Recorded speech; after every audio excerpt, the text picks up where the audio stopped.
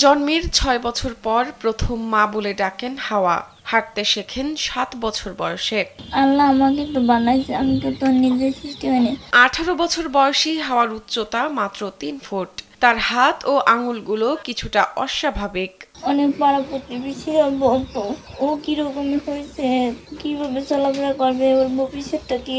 শারীরিক প্রতিবন্ধকতাকে জয় করে একসময় পড়ালেখা শুরু করেন হাওয়া আক্তার মিম। তারপর আর পিছু ফেরার অবকাশ থাকে না। তবে নানা রকম কটূক্তিতে প্রতিনিয়ত জর্জরিত হতে হয় নিজের সহপাঠীদের কাছেও। বান্ধবীদের সাথে চলতে গেলে বান্ধবীরা খেলতে নিত না, তারা বসতো না, তারা হিংসা করতো।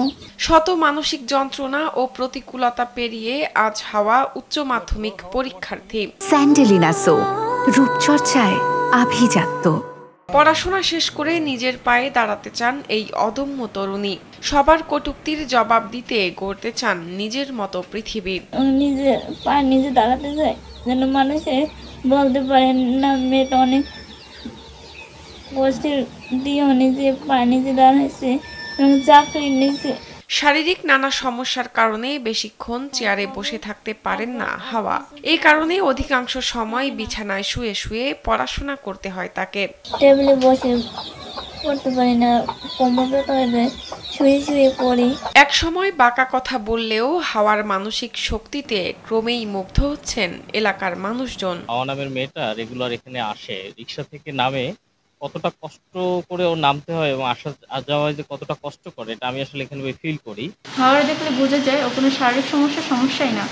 আজকে ও ছোট মানুষ কিন্তু ইন্টার পরীক্ষা দিচ্ছে। পটুয়াখালীর কলাপাড়া উপজেলার টিয়াখালী ইউনিয়নের পশ্চিম বাদুরতলী গ্রামের কৃষক ইব্রাহিম ও মিনারা দম্পতির প্রথম সন্তান হাওয়া আক্তার মিম। কলাপাড়া মহিলা ডিগ্রি কলেজ থেকে চলমান উচ্চ মাধ্যমিক পরীক্ষায় অংশ নিচ্ছেন এই তরুণী।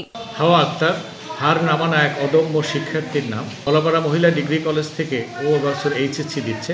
সমাজের বিভিন্ন পর্যায় থেকে অবহেলা তাচ্ছিল্য সহ্য করেও আজকে ও এই পর্যন্ত এসেছে। ক্লাসে আমি ওকে যখন প্রথম দেখি অবাক হয়েছিলাম।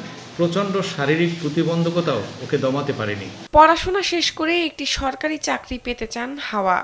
আমি একটা ভালো পজিশনে চলতে চাই এবং নিজের চাকরি নিজে ঘরে নিতে চাই, নিজের পায়ে দাঁড়াতে চাই। এবং শাহনাজ পারভিন, কালবেলা।